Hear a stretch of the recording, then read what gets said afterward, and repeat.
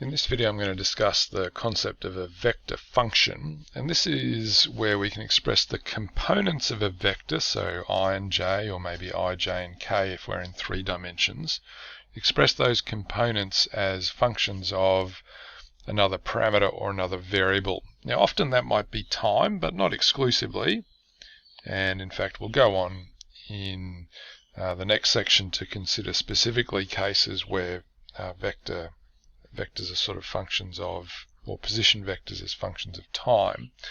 But for today, let's get an example. I'll use t as the parameter or the variable, not necessarily specifically meaning time here. So let's consider an example where maybe a vector r could be described as having an I component which is 2 plus t and a j component which is equal to t squared. So we'll say t is any real number. Now if this was time, we'd probably be restricting it to time sort of greater than or equal to 0, but because we're not specifically talking time, we're happy just for t to be any real number. So I want you to think about here what this means for the vector r. Clearly it is now a varying vector, because 2 plus t and t squared both vary as t varies, so at any point in time the vector r varies. So let's actually think about, for some specific values of t, so let's maybe draw ourselves a little kind of table of values here. We might just consider maybe for 0, 1, 2, 3 and 4, and let's consider the value of, so we'll call maybe the two functions x of t and y of t. That probably makes sense here. So x of t meaning the I component, and y of t meaning the j component.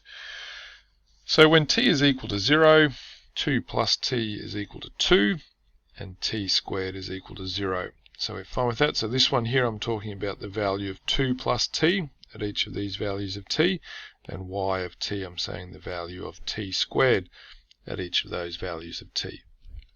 So when t equals 1, 2 plus t is 3, 1 squared is 1, 2 plus 2 is 4, 2 squared is also 4, 2 plus 3 is 5, 2 plus 4 is 6, t squared, so 3 squared is 9, and 4 squared is 16. So at any of those points in time, we've got a different vector. So, for example, we could say, well, r of 3, the value of the vector when t equals 3 is 5i plus 9j.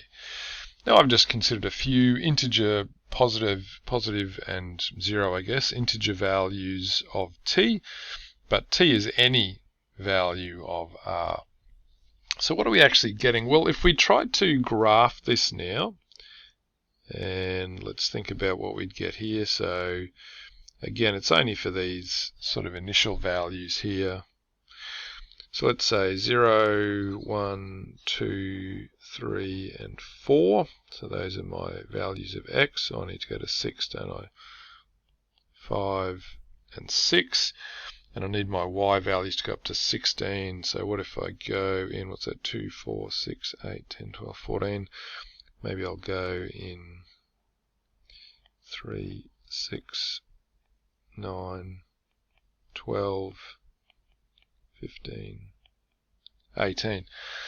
So at each of these points in time, I would get a different vector. So at t equals 0, the vector r is just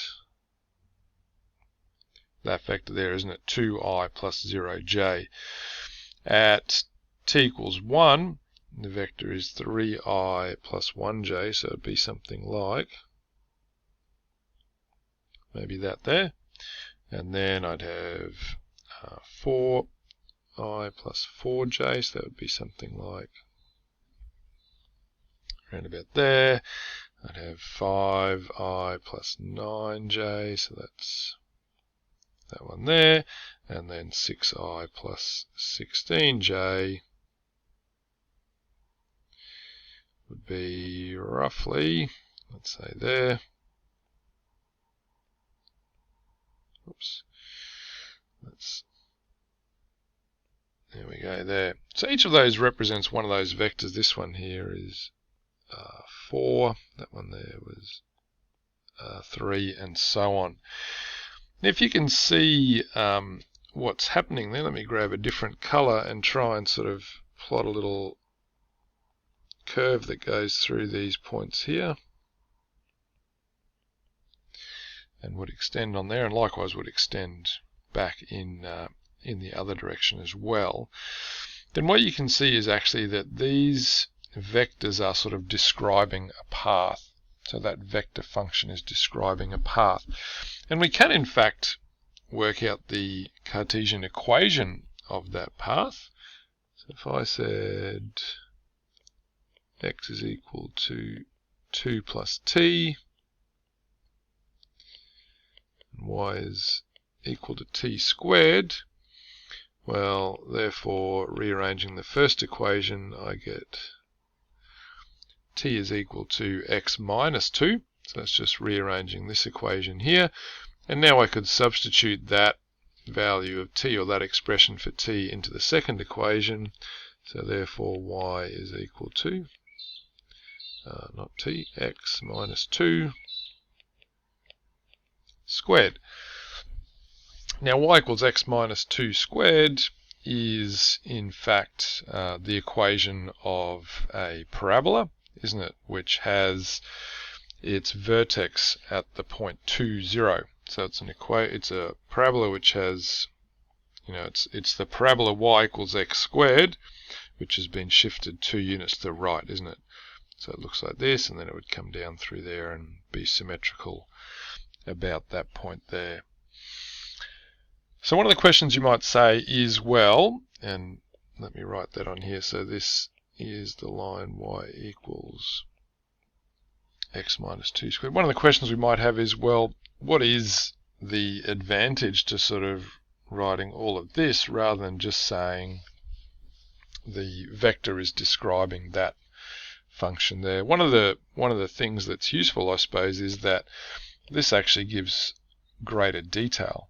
So this allows us to describe the position of, or actually describe a vector which could describe the position of an object, for example, at a whole lot of different times, or describe the velocity at different times, or so on. So important to realize that this here is not actually giving the equation of that curve there, is it? This vector is actually giving an infinite number of these different vectors here. Okay, so every point along that curve can be described by a vector from the origin to a point on there by using that vector there. Okay, so that is a vector function.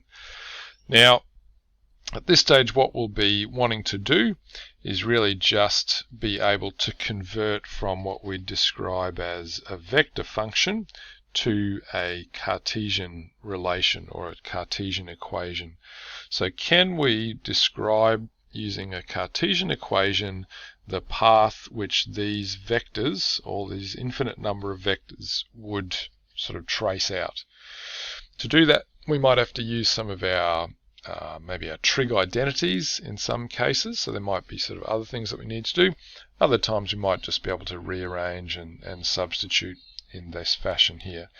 Now I'll do another video just after this one to talk about ellipses and hyperbola, because some of the exercises require us to understand those as well.